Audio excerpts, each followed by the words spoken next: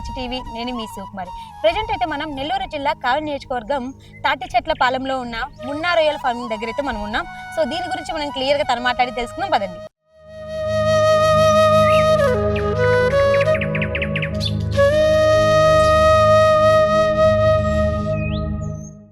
మన ముందు ఉన్న ఈ రొయ్యల చెరువు ఓనర్ మున్నా గారు అయితే మన ముందు ఉన్నారు. తను మాట్లాడి తెలుసుకుందాం. సార్ నమస్తే సార్. నమస్తే అమ్మా. ఎలా ఉన్నారు? బాగున్నానమ్మా. సో ఇవన్నీ మనయేనా సార్? ఎన్ని ఉన్నాయి మొత్తం? ఇది ఒక చెరువు, 2 ఎకరాల చెరువు మంది. ఓకే. అక్కడ 2 ఉన్నాయి. దీని అవతల 2 పాయింట్స్ ఉన్నాయి. అవతల 2 చెరువులు దాటి మన మీ ఓనేనా సార్? సొంత. ఓకే. ఎన్ని సంవత్సరాల నుంచి రన్ చేస్తున్నారు? ఇది 8వ సంవత్సరం. 8 ఇయర్స్ నుంచి. 8 ఇయర్స్. ఓకే. సో ఇప్పుడే స్టార్టింగ్ ఇది స్టార్టింగ్ స్టేజ్. ఇప్పుడు సీడ్ వదిలి అంతే 15 days 2 weeks అవుతుంది. ఓకే. ఈ సీడ్ ఎక్కడి నుంచి తీసుకొస్తారు సార్? కాకినాడ అమ్మా. మామూలు పాండిచ్చేరి, ఇటు ఈస్ట్ కాకినాడ, అన్నవరం మొత్తం ఎన్ని తీసుకొస్తారు సార్? అవి లాక్స్ లో ఉంటాయమ్మా. పిల్లలు లాక్స్ లో ఉంటాయి, లక్షల్లో ఉంటాయి. ఓకే. వీటిలో మోడల్స్ కూడా ఏమైనా ఉన్నాయా? డిఫరెంట్ మోడల్స్ లేము. ఒకటే రకం వెనామీ అంతే. ఓకే. వెనామీ, టైగర్ 2 రకాలు ఉంటాయి. ఓకే. టైగర్ అనేది ముందు చేస్తున్న వాళ్ళు. ఇప్పుడు అంత దిగుబడి లేక, దిగుబడి తక్కువ అయిపోయింది టైగర్ లో. వెనామీ దిగుబడి బాగుందని అందరూ వెనామీలో చేస్తున్నారు. కాబట్టి అంటే మీరు స్టార్టింగ్ నుంచి ఒకే రకం తీసుకొస్తున్నారు. 8 ఇయర్స్ నుంచి వెనామీ. ఇక్కడ ఎన్ని ఉన్నాయి మొత్తం? 3 చెరువులు అమ్మా. ఇది కాకుండా అక్కడ 3 చెరువులు ఒకటే వేస్తున్నాను. అక్కడ కూడా ఈ స్టార్టింగ్ లేకపోతే ముందుగానే 3 ఒకేసారి వదిలేనమ్మా. ఇప్పటికి ఏసి ఎన్ని డేస్ అవుతుంది? ఏసి ఎగ్జాక్ట్ గా అయితే 18 days. ఇది మామూలుగా ఫార్మ్ రావాలంటే ఎంత టైం పడుతుంది? ఫార్మింగ్ రావాలంటే ఇది కౌంట్ వైజ్ అమ్మా. ఇది లెక్క, ఇది క్యాలిక్యులేషన్ అనేది. అంటే 2 నెలలకి 100 కౌంట్కి వస్తుంది. అక్కడి నుంచి తర్వాత కౌంట్ వైజ్ పెంచుతూ పోతుంటారు. సార్ అసలు మనం రొయ్యల చెరువు సాగు చేసే ముందు అసలు ప్రాసెస్ ఎలా ఉంటుంది సార్? సాగు చేసే ముందంటే మనం వ్యవసాయం అగ్రికల్చరల్ చేస్తాం కదా, అదే మాదిరిగా భూమిని ఇక్కడ వేస్టేజ్ ఉంటుంది అనమాట. దాన్ని తీసేసి బయటికి తీసేసి ట్రాక్టర్తో దున్నిచ్చి బరకలేము వీటిని వదిలేసి కొద్దిగా మెషిన్ కొట్టి తర్వాత పంపింగ్ చేసేయడం.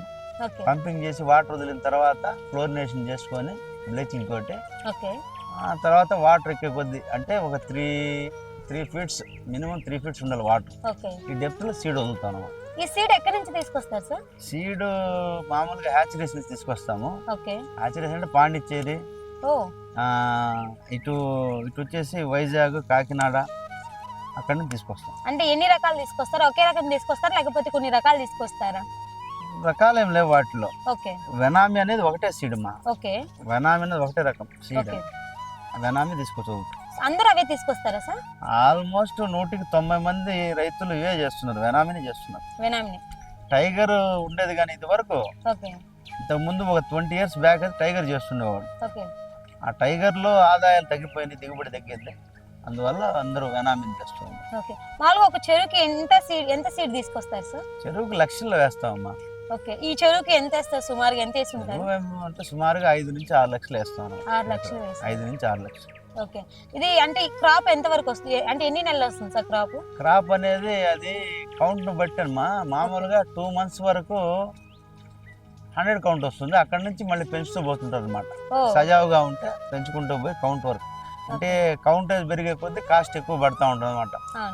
ష్రింప్ సార్ వీటికి వైరస్ వస్తే అలా ఉంటాయి కదా, సో అలాంటి వచ్చినప్పుడు ఎలాంటి జాగ్రత్తలు తీసుకుంటారు? వైరస్ వస్తే జాగ్రత్తలు తీసుకోవడం కంటే రాకముందే జాగ్రత్త తీసుకోవాలి.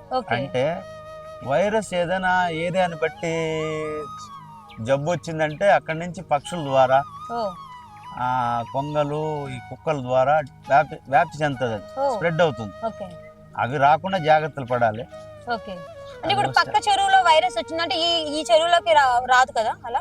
అంటే అది అంటువ్యాధి లాంటిదే, స్ప్రెడ్ అయిపోతుంది. అలా ఎప్పుడైనా జరిగిందా సార్ ఈ ప్లేస్? చాలా సార్లు జరుగుంది. ఒక 3 years నుంచి దానికి రాకుండా జాగ్రత్తలు అంటే క్రాప్ వాళ్ళే తీసుకుంటున్నారు. అంటే యూనిటీగా అందరు రైతులు కలిసి కొన్ని రోజులు ఆరబెట్టేసి భూముల్ని బాగా తర్వాత చేస్తున్నారు. అందరూ ఒకేసారి వేసి అందరూ ఒకటేసారి పంట తీస్తున్నారు. సో ఒక్కోసారి వీటికి ఎప్పుడు కరెంట్ ఉండాలి కదా సార్? ఖచ్చితంగా కరెంట్ ఉండాలమ్మా. ఒకవేళ ఆగిపోయినప్పుడు జనరేటర్ వేయడానికి కొంచెం టైం పడుతుంది కదా, సో ఆ టైంలో ఇవి చనిపోయే అవకాశాలు ఉన్నాయా? అంటే కాసేపు టైం ఉంటుంది. ఓకే, వాటర్ ఎప్పుడు ఫ్లో అవుతూ ఉండాలి, వాటికి ఏరేషన్ అంతూ ఉండాలి అవునవును. డెన్సిటీని బట్టి. అప్పుడు తొందరగా జనరేటర్ వేసుకొని తీసుకుంటా ఉంటే ఏ ఇబ్బంది ఉండదు. ఓకే, అంటే కరెంట్ పోయిన తర్వాత ఎన్ని నిమిషాల వరకు అవి ఉంటాయి సార్? ఇంచుమించు అంటే క్లైమేట్ బాగుండి కొద్దిగా గాలి ఉంది అనుకోండి, ఓకే, కొద్దిగా గాలి ఉండి వాటర్ ఫ్లో అవుతుంటే 1 అవర్ ఇబ్బంది ఉండదు. 1 అవర్. 1 అవర్ సో 1 అవర్ దాటిన తర్వాత అవి తర్వాత చనిపోతాయి. కొద్దిగా ఇబ్బంది, డివో లెవెల్స్ తగ్గిపోతాయి, వాటర్ డివో లెవెల్స్ తగ్గిపోయినప్పుడు డివో వచ్చి ఎగిరిపోతాయి ఓకే, అన్నమాట. అంటే నైట్ టైం లో వీళ్ళు వర్కర్స్ నిద్రపోతూ ఉంటారు కదా సార్, ఒకసారి కరెంట్ పోయిన తర్వాత కొంచెం వాళ్ళు లేయడానికి తెలుసుకోకుండా వెళ్తారు కదా, అలాంటి ఎప్పుడైనా జరిగాయి సార్ చనిపోవడము లేట్ గా వేయడం వల్ల? మామూలుగా అయితే జరుగుతూ ఉంటాయి. ఓకే, అంటే నిర్లక్ష్యం వల్ల కూడా జరుగుతాయి ఇవి. ఓకే, ఇక్కడైతే ఎప్పుడు జరగలేదు అలా. ఓకే, ఎప్పటికప్పుడు జాగ్రత్తలు తీసుకుంటూ, ఓకే, అంటే నైట్ గమనిస్తూ ఉండాలి. ఇతను కాకుండా అంటే వర్కర్ ఏంటంటే పొద్దున వస్తాం పని చేసుకొని నిద్రపోతాడు, అవునవును. కాకుండా నైట్ పూట కూడా సెక్యూరిటీ ఇంకో అతన్ని పెట్టడము, మనమే పడుకోవడం చేసుకుంటూ ఉండాలి జాగ్రత్త. ఓకే, సో మీరు కూడా ఇక్కడ వస్తూ ఉంటారు? ఒక 40 days అయిందంటే నేను ఇక్కడే ఉంటాను.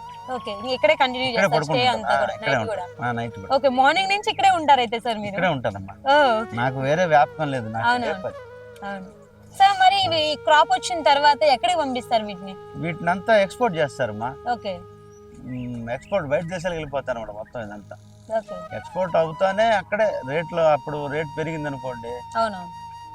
రేటు బాగున్నప్పుడే రైతు కూడా బాగుంటాడు. ఓకే, రేట్లు స్టెబిలిటీ ఉండవు, ఎక్కువ ఇక్కడ ప్రొడక్షన్ ఎక్కువ అయినప్పుడు రేటు తగ్గుతూ ఉంటుంది, ఎక్కడ మార్కెట్ డిమాండ్గా ఉన్నప్పుడు సరుకు లేనప్పుడు రేట్ పెరుగుతూ ఉంటుంది. అవన్నీ ఎప్పుడు జరుగుతూ ఉంటాయి, ఓకే. అంతా ఎక్స్పోర్ట్ అవుతూ ఉంటుంది. సార్ ఇయర్లీకి ఎన్ని సాగులు చేస్తారు ఇవి? ఇయర్లీ మామూలుగా అయితే 3 సాగులు చేస్తారు, ఓకే, చేస్తుంటారు. కానీ ఇక్కడ క్రాప్ హాలిడే పెట్టారు కాబట్టి ఓకే, 2వ నెలలో స్టార్ట్ చేస్తాం, ఇక్కడ ఓకే, 10వ నెలలో ఖాళీ అయిపోవాలి. ఓ, అంటే ఈ 2వ నెల నుంచి 10వ నెల లోపు 2 పంటలు వేస్తాం. 2 వేస్తారు? 2 పంటలు. ఓకే, అంటే ఒకసారి వేసిన తర్వాత మళ్ళీ ఇవన్నీ క్లీన్ చేస్తారా? మంచి ఖచ్చితంగా చేయాలి. ఓ, మళ్ళీ ఖచ్చితంగా ఆరబెట్టి చెరువుని దాంట్లో వేస్టేజ్ మొత్తం తీసి బయటికి తీసేసి మళ్ళీ దున్నిచ్చి మళ్ళీ స్టార్ట్ చేసుకోవడం, మళ్ళీ కొత్తగా స్టార్ట్ చేస్తారు. అంటే ఈ స్టార్టింగ్ వేసిన తర్వాత మళ్ళీ చేస్తారు కదా, మళ్ళీ రిమాలింగ్ చేస్తూ ఉంటారు కదా, సో అప్పుడు అంటే గ్యాప్ ఉంటుందా ఈ స్టార్టింగ్ కి మళ్ళీ సెకండ్ కి? ఉంటుందమ్మా, ఖచ్చితంగా ఒక 1 month నుంచి 40 days ఉంటుంది గ్యాప్. ఒక మొత్తం ఆరాలి కాబట్టి అంటే 25 days ఆరితే సరిపోతుంది. ఓకే, అంటే ఎండాకాలం కాబట్టి 5వ నెలలో 6వ నెలలో అవును, ఎండకి 20 రోజులు ఆరిపోతుంది. తర్వాత వర్క్ స్టార్ట్ చేసుకొని మళ్ళీ పంపింగ్ చేసుకొని మళ్ళీ శరామామలే పిల్లలు వదులుకోవడం. సో మనకి ఎలా అయితే హెల్త్ బాగాలేనప్పుడు మెడిసిన్ యూస్ చేస్తాం, వీటికి కూడా కొన్ని మెడిసిన్స్ వేస్తుంటారు కదా సార్? ఖచ్చితంగా చేయాలి. సో ఎలాంటివి వేస్తుంటారు సార్? వాటికైనా గట్ ప్రాబ్లమ్స్ వచ్చినప్పుడు ఫీడ్ లో గట్ ప్రోబయోటిక్స్ ఇవ్వడము, ఫీడ్ లో కలిపి మేతలు. ఓకే, బాటమ్ ఏదైనా గ్యాసెస్ రిలీజ్ అయ్యి అమ్మోనియా గిమ్మోనియా వచ్చినప్పుడు వాటికి మెడిసిన్ ఇచ్చుకోవడం. ఏదైనా ఈ ప్రోబయోటిక్స్ ఇచ్చుకుంటూ ఉండాలి, వాటర్ ప్రోబయోటిక్స్ అవి ఇచ్చుకుంటూ ఉండాలి. ఓకే, అంటే లోకల్ ఏమైనా అమ్ముతారా సార్ వీటిని? లోకల్లోనా? లోకల్లో అంటే కొద్దిగా ప్రొడక్షన్ తక్కువ ఉంటే లోకల్లోనే అమ్మేస్తుంటారు, తెలిసిన వాళ్ళు వస్తే అమ్మేసేయచ్చు. ఇక్కడ కాదు, మార్కెట్కి వెళ్ళి ఇప్పుడు నెల్లూరు కానీ కావలి మార్కెట్ కానీ తీసుకెళ్ళి కొద్దిగా అయితే ఏదో 1 టన్ను 1/2 టన్ను లోపల అక్కడ అమ్మేస్తూ ఉంటారు. టన్నేజ్ ఎక్కువ ఉంటే బయటకి ఎక్స్పోర్ట్ అయిపోతాం. ఇవన్నీ ఎక్కడ విదేశాలకు వెళ్ళిపోతాం. అంటే మొత్తం డంప్ చేసుకుని కొన్ని కంపెనీస్ ఉన్నాయి కదా, దేవి వాళ్ళు కానివ్వండి, బిఎంఆర్ కానీ ప్లాంట్స్ ఉన్నాయి, అక్కడ వీళ్ళంతా డంప్ చేసుకొని వాళ్ళు అక్కడ నుంచి ఎక్స్పోర్ట్ చేస్తూ ఉంటారు. ఎంతకు పంపిస్తారు సార్? వాళ్ళు ఎంత ఉంటుందో మనకు తెలుస్తుంది, ఇయర్లీకి చేంజ్ అవుతూ ఉంటుంది, మారిపోతూ ఉంటుంది. ఇయర్లీ కాదు, డే బై డే మారిపోతుంది రేట్ అనేది.